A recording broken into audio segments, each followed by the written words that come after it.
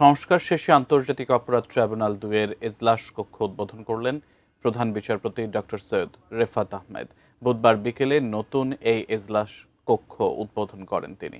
এ সময় ট্রাইব্যুনাল ১ এর চেয়ারম্যান বিচারপতি মোহাম্মদ গোলাম মর্তুজা মজুমদার ও ট্রাইব্যুনাল ২ এর চেয়ারম্যান বিচারপতি নজরুল ইসলাম চৌধুরী সহ অন্যান্য বিচারকরা উপস্থিত ছিলেন।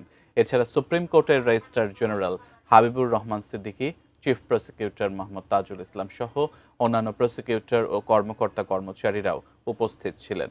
আওয়ামী লীগ সরকারের গত ১.৫ দশকের শাসনামলের গুম খুন সহ ২৪ জুলাই গণ অভ্যুত্থানে সংঘটিত মানবতাবিরোধী অপরাধের বিচার চলছে দুটি আন্তর্জাতিক অপরাধ ট্রাইব্যুনালে।